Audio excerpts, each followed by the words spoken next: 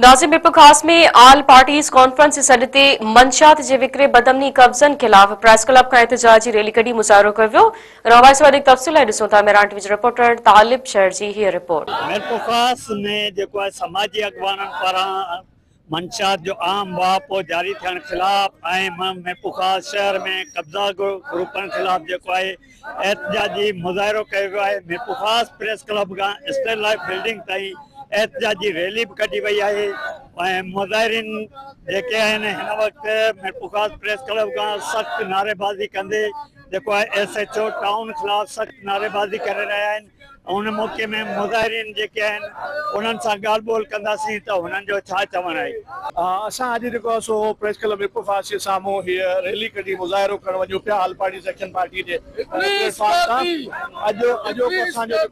अॼोको असांजो जेको आहे मेन इशू आहे मुद्दो असांजो जेका तहरीक हले पई आल पार्टी सेक्शन कमेटी जे प्लेटफॉर्म तां मंशियात जे ख़ात्मे सिहत ऐं सहूलियत जे बहाली लाइ उन हवाले सां असां गॾु थिया आहियूं। ऐं उन खां अलावा जेको टाउन जे SHO वाजिद लिगारी समाजी अॻवान आहे आल पार्टी सेक्शन कमेटी जो डिप्टी कन्वीनर आहे उन हाणे प्रेस क्लब पहुचूं पिया।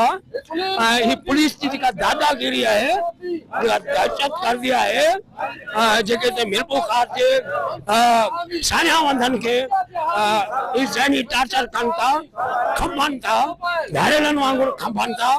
सिर्फ़ इनके करे त असां 2 महीननि खां मंशियात खिलाफ़ तहरीक पिया हलायूं।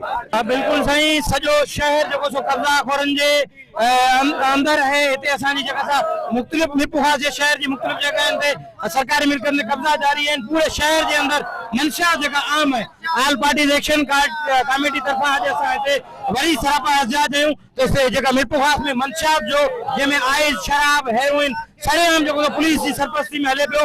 पुलिस उन खां जेको सा करोड़ रुपया मंथली वठी मंशियात फरोशनि खे जेको इजाज़त ॾेई छॾी आहे। सरेआम हिते मंशियात हले पई। मंशियात जो आज़ार ऐं हाणे वरी कब्ज़ागिरी टोला हिकिड़ा ज़ाहिर थिया आहिनि जेके मुख़्तलिफ़ पुलिस ऑफिसरनि ऐं जेके हिते रेवेन्यू जा या बल्दिया जा ऑफिसर उन्हनि जी सहूलियतकारीअ सां हिते सरकारी ज़मीन करोड़े रुपए जी सरकारी ज़मीनुनि ते कब्ज़ा करे रहिया आहिनि। ऐं हितां जी जेकी पुलिस आहे ख़ासि तौर ते जेको टाउन जो SHO आहे उहो कब्ज़ागिरनि जो साथारी पिण लाइ पहिरियों बि उन जे दौर में हिते धाड़ा फुरूं थींदा जॾहिं इहो SHO हाणे जॾहिं को ही वरी आयो आहे हिनखे अञा महीनो बि न थियो आहे त हितां शहर में 2-3 धाड़ा लॻी विया आहिनि ऐं कब्ज़ा जेके आहिनि जारी ऐं सारिन। कैमरामैन असद खोसा गॾु तालिब शहर मेरान TV न्यूज़ मीरपुर।